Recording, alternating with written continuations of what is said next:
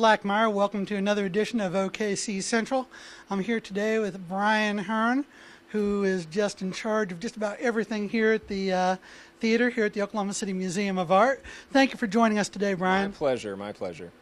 Well, Brian, it was always the plan to have a theater be a part of the museum. Indeed. And of course, the story is this was a theater once upon a time. Can you share a little bit of that history?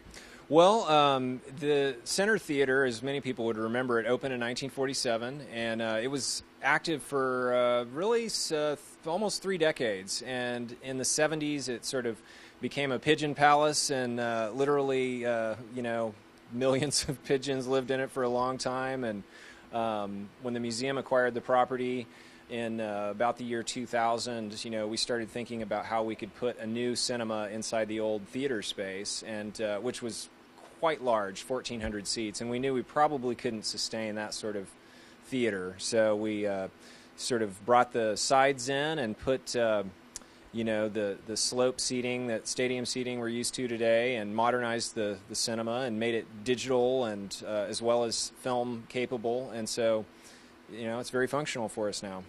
We do have some reminders, though, of the old Center Theater. Tell me about that. Definitely. Well, we tried to keep as much of the architecture and the original design of the theater as we could. So that includes the original box office, the poster display cases outside, and then most prominently the plexiglass railings that go up into our mezzanine. And those are etched with our state flower and state bird, and it's a nice touch.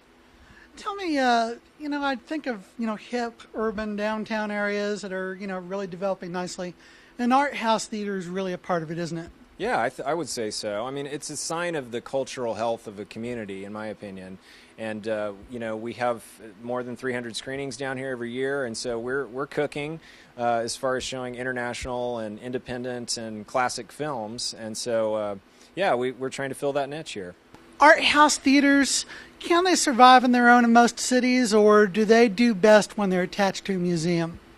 Well, that's a very good question. I mean, it's getting more and more difficult for, I would say, single-screen theaters, whether they're commercial or art house, to survive when we're starting to see 30-screen multiplexes. And it's the same argument of, it's sort of large chains that put out local businesses out of business. So we have the benefit of being non-profit, we're mission-driven, we're community-based, and that model does seem to be working. I mean, we're in a group of about a dozen theaters nationwide through the Sundance Institute, and we're the only museum in the bunch. Tell me, what nights do you show movies, and what are some big titles coming out later in the summer? Okay. Well, we screen every Thursday through Sunday, year-round, 52 weeks a year, so we've always got something going. And this summer, there's a ton of great documentaries coming out this summer. For example, there's one that I think will be very popular about the fashion designer Valentino. It's called Valentino, the Last Emperor. We've got that coming.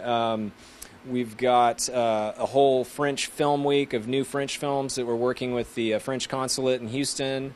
So that'll be a new fun kind of festival of French film. We have the Dead Center Film Festival coming up in June. That's good. That's always fun. Lots of new independent releases, including a film called Pearl, which was shot in Oklahoma about a Chickasaw aviatrix who was a protege of Wiley Post. And so that's going to be very exciting. And so mostly new releases this summer. For all your latest downtown development news, visit my blog, okccentral.com. For all your latest news, weather, and sports, go to News OK. And for all your restaurant listings, festivals, movie listings, WIMGO. The Great Depression was looming over Oklahoma City, but that didn't stop streams of visitors from checking out the Black Hotel when it was opened by Lucian Black at 1 North Hudson on January 1st, 1931. The visitors were greeted with music and mementos from the opening, and Black boasted the hotel would employ 30 people. A few years later, after Black's passing, the hotel was bought by Dan James. He moved his family into the hotel's top floor and started a wave of renovations aimed at making the hotel the city's hotspot. James would carry out a similar mission with a much bigger property when he bought the Skirvin Hotel in 1945. By the late 1970s, the hotel's glamour had faded and was home to transients when it was gutted by fire. Future Governor David Walters led a renovation of the property and offices. In recent years, the former hotel and surrounding properties have been bought by developer Nicholas Preftakes, who has been mysterious as to his ultimate plans for the block.